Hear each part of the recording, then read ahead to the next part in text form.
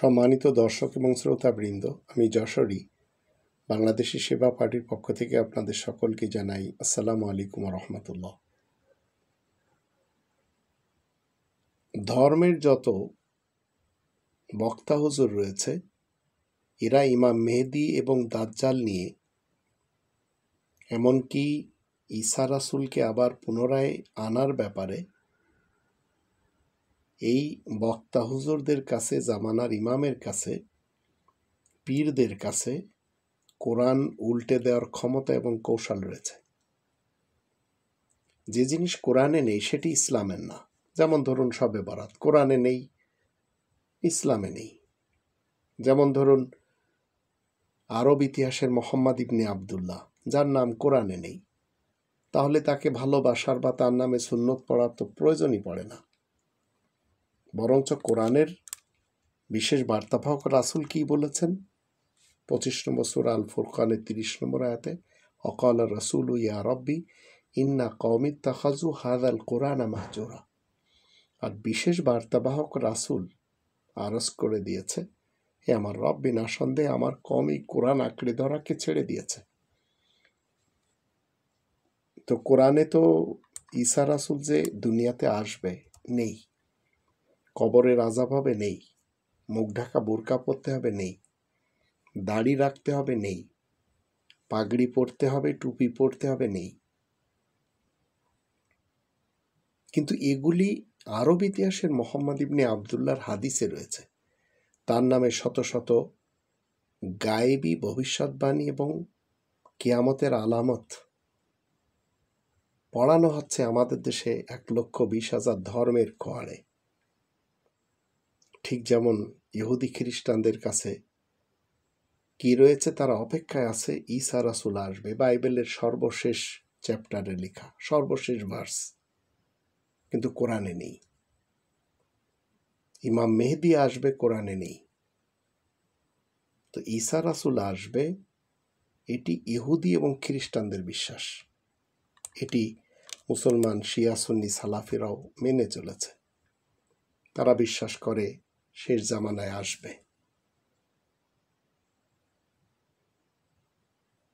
কোরআনে যখন নেই, তাহলে বাইবেল থেকে একটি মতবাদ মুসলমান শিয়া সুন্নি সমাজ তারা মেনে চলেছে। আর এটি তালমুদ এবং রাব্বি যারা রয়েছে ওদের ব্যাখ্যা এসেছে। তো মুসলমান শিয়া সুন্নি সালাফিরা ইমাম মেহেদীর জন্য অপেক্ষা করছে, গজওয়া হিন্দের জন্য অপেক্ষা করছে, ঈসা রাসূল আসবেন তার জন্য অপেক্ষা করছে। অথচ এগুলি একটিও কোরআনে নেই। এগুলি সব এই ধর্মের যত ব্যবসায়ী রয়েছে, ধর্মের যত ব্যাপারী রয়েছে, এই ধর্ম ব্যবসায়ীরা তারা নিজেদের পক্ষ থেকে ব্যবসা করে খাওয়ার জন্য ধর্মের নামে ঢুকিয়ে দিয়েছে। তাই ওয়াজ মাহফিলে এরা এগুলি বলে।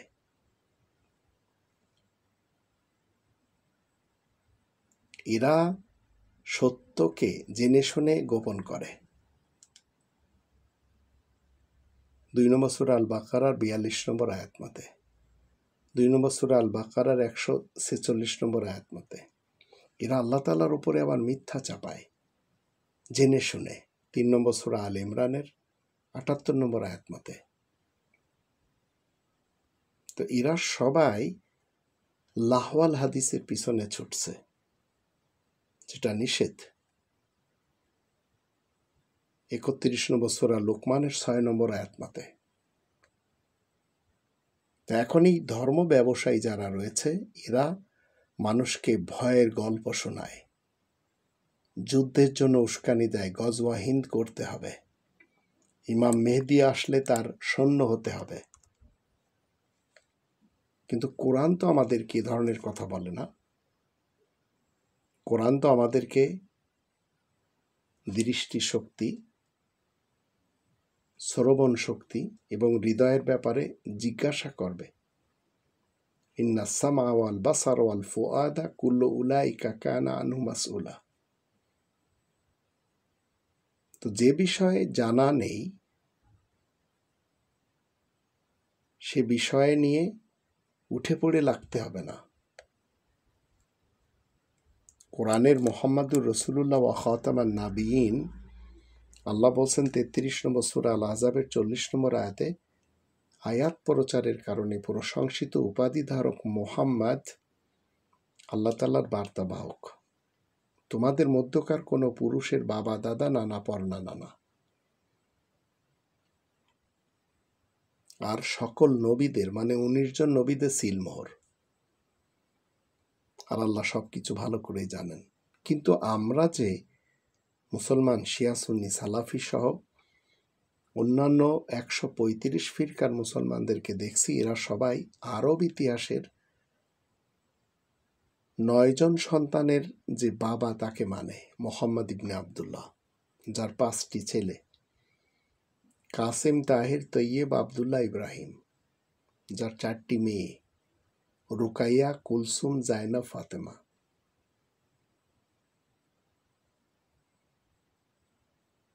এখন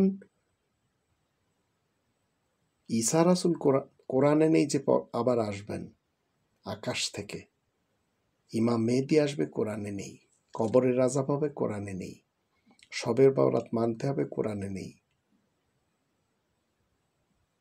দজ্জাল আসবে কোরআনে নেই, গজওয়া হিন্দ হবে কোরআনে নেই।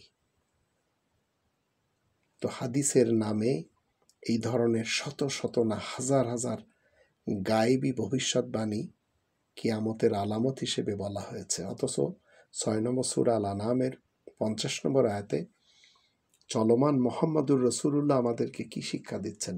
ওয়ালা আলামুল গায়েব, আমি গায়েব জানি না। 7 নম্বর সূরা আল আরাফের 188 আয়াতেও বলা হচ্ছে।